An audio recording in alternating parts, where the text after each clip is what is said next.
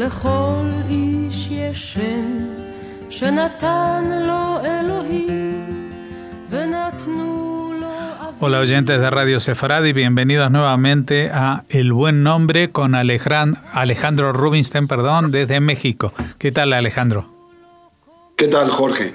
Bueno, recordarán los que siguen esta sección que hace 2 semanas hablamos de un estudio que se había hecho sobre las costumbres de los nombres entre los sefardíes y hablamos de una cantidad ingente de nombres que sí se utilizan. Hoy vamos a hablar de los que no se utilizan y por qué. Así que estamos con los oídos muy atentos a lo que nos vas a contar hoy. Muchas gracias, Jorge. Pues resulta ser que entre las costumbres del pueblo de Israel y en forma muy particular las comunidades sefaradíes toman, como es lógico en el mundo judío, de las lecturas de la Biblia, de la Torá, tanto de la lectura semanal como de la lectura adicional que conocemos como la Haftará, o también de lo que son las Megilot o la Mishnah. Existen muchos documentos y muchos textos que nos vienen a proveer de nombres que se utilizan como acertadamente decías, pero en el mundo sefaradí hay una clara tendencia de no emplear determinados nombres. Y hoy vamos a tratar precisamente sobre ello. Por ejemplo, el nombre de Ahab no es empleado porque se le conoce a Ahab como una persona rica, pero no muy honesta. Y esto se origina del rey bíblico que, a pesar de su riqueza, aún así deseaba el viñedo de Nabot, como está establecido en el libro de Reyes 1, en el capítulo 21. De tal manera que la expresión rico como Ahab, que se utiliza en el jaquetía o en el judeo español o el ladino, cualquiera de las acepciones que deseamos emplear, es una manera de igualar también a la expresión que se utiliza cuando hablamos de Korah, rico como Korah. Estos dos nombres no son empleados en el mundo sefaradí. En el caso del nombre Ahitofel, tampoco se utiliza porque es una persona que pretende pasar por demasiado lista. Y esto se origina gracias a que el personaje de Ahitofel era un consejero de David, y es a él al que realmente lo traiciona. Y esto queda asentado en el libro de Samuel, el segundo libro, en el capítulo 15 hasta el capítulo 17. Otro de los nombres muy, muy conocidos y nada empleados en el mundo sefaradí es el de Bilam. Muy interesante nombre, porque a Bilam se le ha dado una connotación de glotón, pero también de borracho o ebrio. Y resulta ser que este profeta bíblico, el hijo de Beor o Peor, dependiendo de la pronunciación que hagamos del vocablo original, es un personaje que trató de maldecir a los israelitas en su paso por el desierto. Y esto es obviamente percibido como una acción negativa. Así lo asienta la Mishnah en la ética de nuestros padres, en el Pirkei Avot.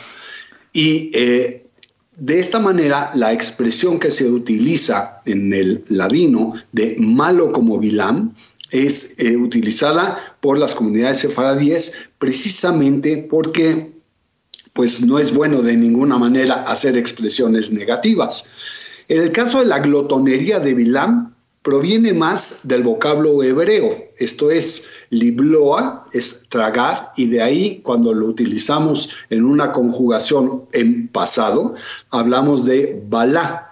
Y balá y Bilam suenan como voces asociadas, y se le acusa precisamente a que este profeta quería tragarse a Israel, como queda establecido en el Talmud Babli, en el Tratado de Sanedrín, en la página 105b.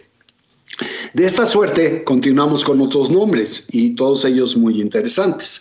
Si bien el nombre en hebreo, Efrón, es utilizado en el judeo español como furón, se refiere a una persona que es demasiado exuberante hacia el dinero.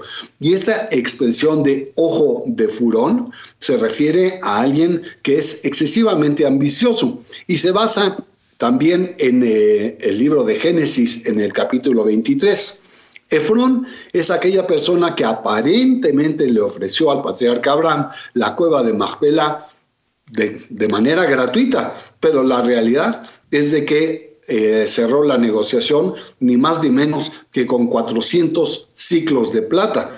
Esto queda muy detallado en el Midrash, en Bereshit Rabbah, en el capítulo 58, en el versículo 7. Otro de los nombres que tampoco se emplean es el nombre de Gidón. ¿Y por qué? Porque es una persona demasiado simple y a la vez demasiado honesta. Y en el Midrash se le atribuye que sus acciones de buena fe realmente terminaron siendo acciones tan torpes que lo llevaron hacia la herejía. Y es por ello que se habla de que alguien no debe de emplear el nombre de Gidón precisamente por ese perfil de personalidad. Y hablando de malas personalidades, el nombre de Amán, que todos conocemos y que aparece en el libro de Esther, es la asociación inmediata, la figura epítome de la maldad. Y por lo tanto, Amán es un nombre que no se emplea entre los sefardíes. Al igual que el nombre de Iov en hebreo, que está obtenido del libro de Job en español, es el personaje central, que es una persona realmente miserable, que sufre de constantes catástrofes y tragedias, y esto hace que nos recuerde la expresión idiomática de los males de Iov, y esto también nos lleva a otra de las expresiones que se les conoce como pobre como Iov. Por eso estos nombres no se emplean. El caso de Korah ya lo hemos tratado, y el caso de Labán es un nombre muy interesante porque aquí hablamos de alguien que apuesta, pero que también roba. Y cuando nos vamos nuevamente a este empleo del jaquetía sobre el nombre de Labán, nos vamos a encontrar con algo que es francamente interesante porque hay muchas expresiones basadas en el Midrash, sobre todo en Bereshit Rabbah y en Vaikra Rabbah, a donde se habla de esta persona negativa que fue Labán. Nabal, por su lado, es considerado una persona estúpida, pero también estamos hablando de alguien muy desagradable, porque la realidad es de que Nabal proviene del vocablo hebreo homófono, que significa una persona vil. Pero de igual manera, este personaje bíblico que aparece en el libro de Samuel 1, en el capítulo 25, se da cuenta de él que rehúsa asistir y apoyar al rey David, mientras que su esposa Abigail lo ayudó tras sus espaldas. De tal manera que Nabal no es un personaje muy aceptable. Tenemos un nombre de apenas 2 letras y curiosamente muy larguirucho. Esto es Og. Og es una persona conocida como demasiado alta, y al ser tan destacado en lo físico tampoco es bueno. Hay que pasar también desapercibido, es la recomendación sefardí, y por lo tanto lo que en el Midrash de Barim Rabbah se habla sobre Og, al ser un personaje muy alto, no se recomienda su empleo.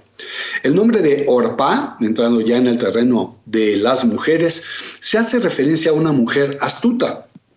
Si bien Orpá fuese la nuera de Naomi junto con Ruth, de donde deriva el conocimiento de esta figura del libro de Ruth, no acompañó Orpá, como bien lo sabemos, a su suegra a su retorno hacia Belén.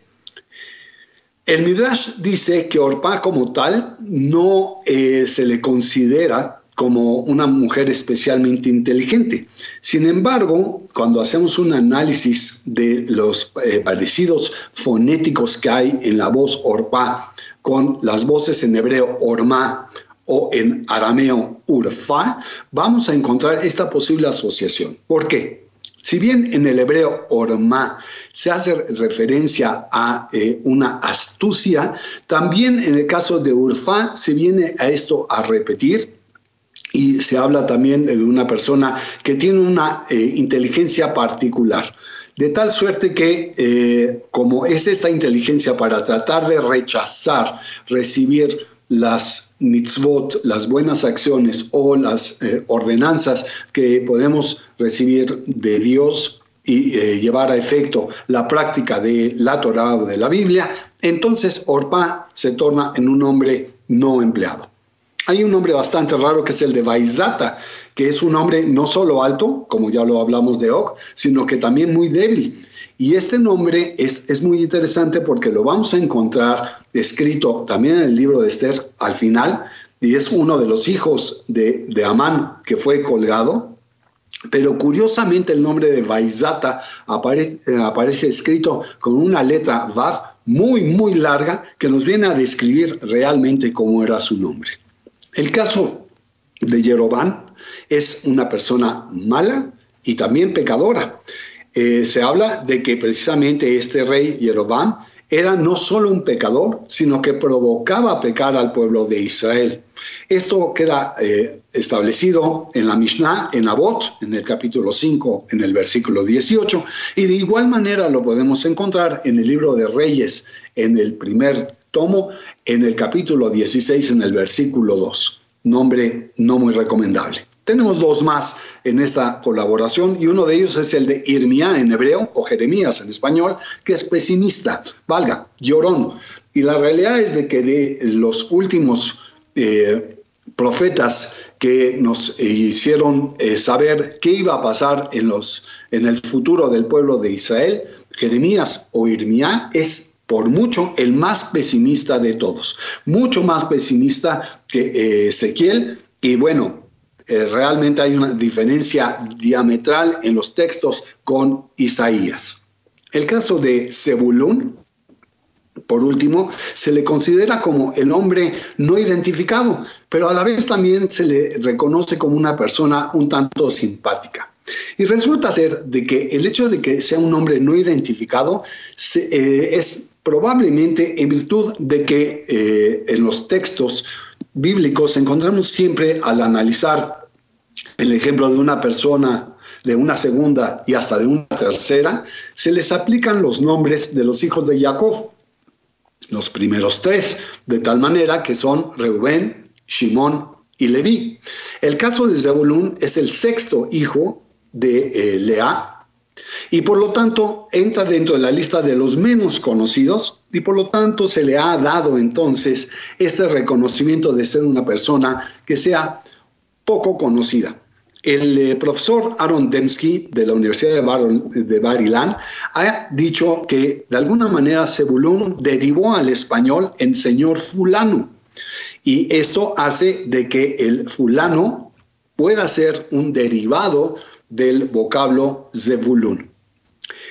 El hecho de que Zebulún sea también considerado como una persona simpática o graciosa proviene del texto bíblico. En Deuteronomio, en el capítulo 33, en el versículo 18, se le establece dentro de la bendición que le corresponde a Zebulún. En hebreo se dice Tzemach Zebulún Betzeteja, o sea, que te regocijes o que te seas alegre y te rías en tus caminos. Y esto es lo que le deseamos a todos, que tengan alegría en sus caminos y que empleen los nombres que van más acorde a las expresiones de las comunidades, como es en este caso las comunidades sefaradíes. ¿Qué te parece, Jorge? Pues muy bien, ya sé, sí, para mis primeros 500 hijos sefardíes ya tengo una guía para ponerles nombre, porque hace 2 semanas nos diste muchísimos nombres y aquí están los que no,